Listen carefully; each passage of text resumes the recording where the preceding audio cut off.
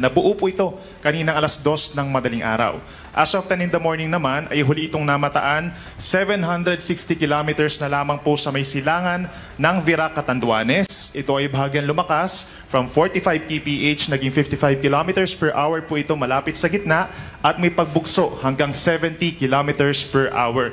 At kumikilos po southwestward or patimog kanluran at 25 kilometers per hour. Base po sa ating latest animation, wala pang direktang epekto itong si Bagyong Ramil, subalit yung trough o yung outer portion nitong bagyo ay nakaka-apekto na dito sa may Bicol at sa may Eastern Visayas, habang patuloy pa rin yung mga pag-ulan for today over the eastern sides of other areas pa in Luzon dahil pa rin yan sa easterlies o yung hangin po galing sa may silangan. Base po sa pinakahuling track ng Pag-asa, inaasahan within the next 24 hours po westward or pakanluran po ang movement nito. So ibig sabihin talaga ay direkta po itong makaka-apekto po dito sa may Kabikulan. Magkakaroon ng close approach dito sa may northern and eastern Samar. Pagsapit po bukas ng umaga. Then pagsapit naman ng tanghali hanggang hapon, magkakaroon po ng landfall dito sa may Kabikulan. So maaaring magkaroon ng landfall ng mga 2 o 3 beses. Depende po dun sa mga isla na tatamaan ito. Lalo na sa may Catanduanes, sa may eastern coast po, sa mga eastern islands ng Camarines Norte and Albay.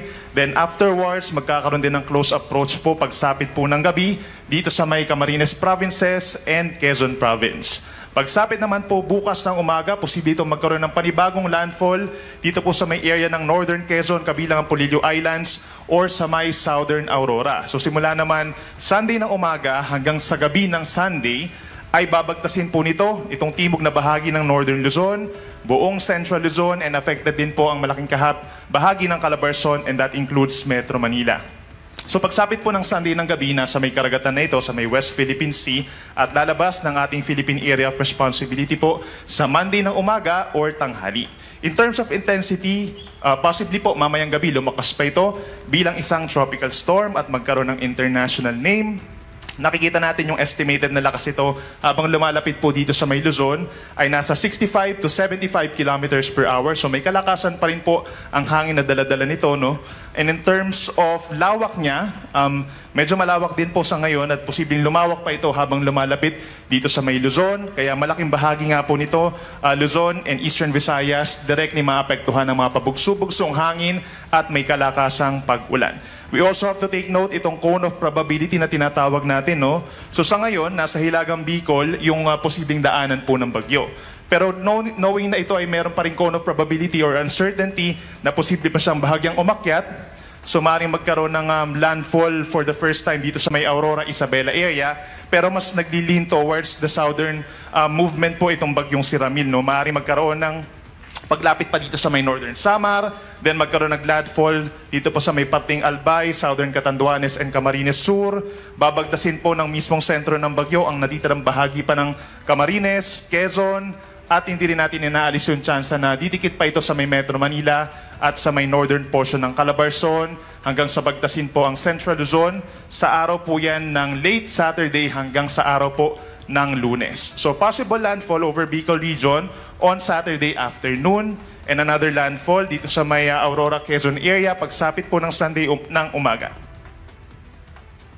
Sa ngayon po meron tayong nakataas na wind signal number 1 or babala sa hangin dito po sa may Southern Luzon and Eastern Visayas. Eastern portion kabilang ng Quezon and eastern portion of Quezon kabilang ng Polillo and Alabat Islands. Meron na rin tayong signal number 1 pa rin sa Camarines Norte, Camarines Sur, Catanduanes, Albay, Sorsogon, gayon din sa Burias and Ticao Islands, Northern Samar, northern portion of Samar, at northern portion of Eastern Samar. Mas maraming lugar pa po sa Luzon and Visayas ang magkakaroon ng mga wind signals habang lumalapit po itong si Bagyong Ramil at posible tayong magtaas ng hanggang wind signal number 2, knowing po na ito ay approaching sa atin as a tropical storm. So yung estimated po na lakas nito is around 65 to 75 kilometers per hour base po sa pinakahuling track ng Pag-asa. So yung effect po nito, for sure hindi pa nararamdaman, no, base po dun sa ating latest animation. So we're giving our public po the time, ngayong araw na po, para po maghanda at mag-reinforce ng bahay para po dun sa mararamdaman natin na malakas na hangin at malakas po na mga pag-ulan.